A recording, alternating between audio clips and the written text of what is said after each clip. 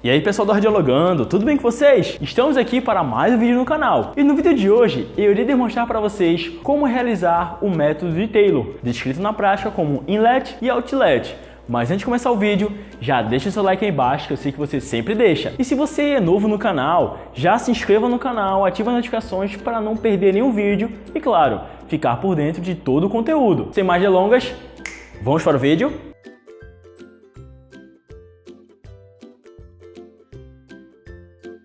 Bom pessoal, o método de Taylor é descrito como as incidências axiais de pelve, que refere-se à incidência de entrada e saída de pelve. Muita gente ainda se confunde com onde é a entrada e onde é a saída da pelve. Então vou demonstrar para vocês exatamente como realizar a inlet e outlet sem se confundir. Desde já, a incidência de inlet é descrita como a incidência de inclinação podálica do raio central e a incidência outlet é a incidência de inclinação do raio cefálico. Então, inlet, o raio central tem inclinação podálica, enquanto que a incidência de outlet tem a incidência do raio central voltado para o sentido cefálico. Essa é a diferença básica para você não confundir entre um e o outro. Mas vamos lá! Para realizar qualquer exame radiográfico, é interessante você observar os 5 pontos mais importantes, que são descritos como posição do paciente, posição da parte, raio central, chassi e distância foco-filme. Para ambas as incidências, o paciente tem que ficar em decúbito dorsal, ou seja,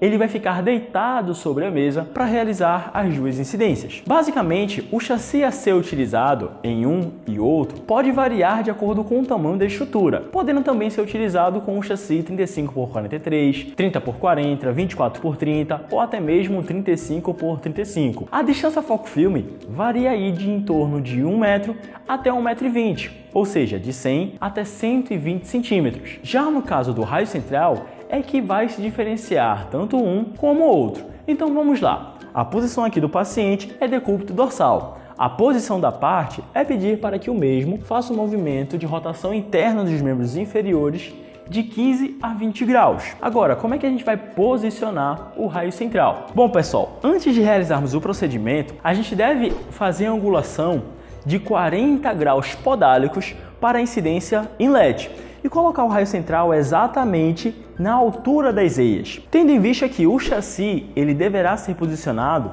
de acordo com a luz do colimador e não com a estrutura a ser radiografada. Bom pessoal, dada a angulação de 40 graus podálicos entrando na região da altura das eias, o chassi a ser utilizado ele não vai ficar posicionado de acordo com a estrutura, e sim posicionado de acordo com o raio central. Se vocês puderem observar bem aí no vídeo, aqui está a linha do marcador do raio central. Então, o meio do chassi tem que entrar respectivamente com o meio do raio central, a fim de você não cortar nenhuma estrutura. Por quê? A projeção radiográfica ela vai ser gerada aqui e ser jogada mais para frente. Então, o receptor de imagem, ou seja, o chassi, ele tem que estar posicionado de acordo com a luz do colimador, ou seja, o raio central, e não a estrutura. Depois de você fizer isso, você vai colocar o marcador radiográfico no lado direito da estrutura, que por sua vez vai ficar em uma posição para incidência AP do lado direito do chassi, que vai ser respectivamente o lado direito da estrutura. O marcador radiográfico deverá ficar no terço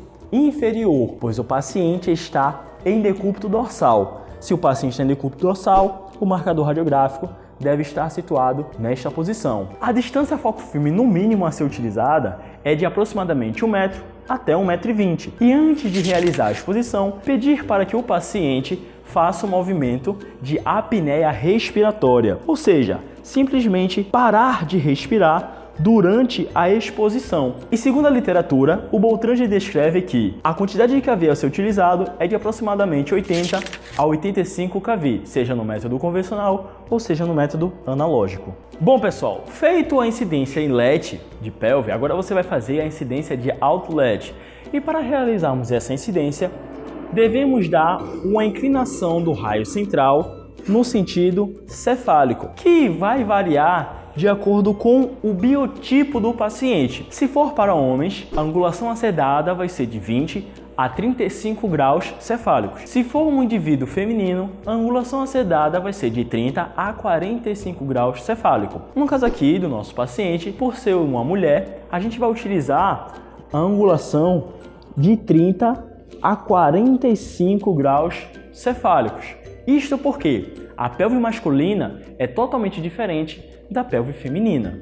Como um paciente da gente é feminino, a gente vai utilizar aproximadamente a angulação de 45 graus cefálicos, que deverá incidir de 3 a 5 centímetros acima da sínfise púbica. Bom, pessoal, e como é que a gente vai conseguir colocar o raio central de 3 a 5 centímetros acima da sínfise púbica?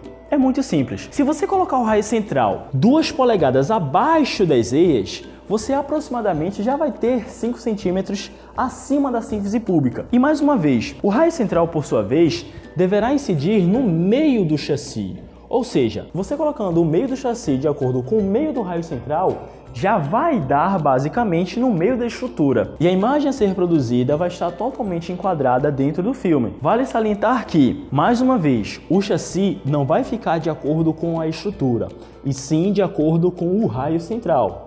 Sem contar que o marcador radiográfico, por ser uma incidência apiaxial de pelve, deverá ficar também do lado direito da estrutura, ou seja, no terço inferior do chassi. O marcador radiográfico pode ficar tanto no chassi como também em cima do book da mesa, neste caso aqui no lado direito do paciente. A distância foco-filme a ser utilizada é no mínimo de 1 metro até 1,20 m. E nota, antes de fazer a exposição, pedir para que o paciente faça uma apneia respiratória, ou seja, para que não haja movimento da respiração durante a realização da imagem e não afetando assim também a qualidade da mesma. E a imagem a ser produzida vai ser esta aí que está aparecendo na sua tela. Bom, pessoal, este foi mais um vídeo do Radiologando. E claro, eu espero que vocês tenham gostado e tirado todas as suas dúvidas. Mas se você ainda tem alguma dúvida, deixa aqui nos comentários que a equipe do Radiologando vai responder para vocês. Me siga também nas redes sociais, @igorgilprof, onde você também poderá acompanhar todas as postagens, além, claro, de radiologar de pertinho comigo. Ok, pessoal? Até o próximo vídeo. Valeu!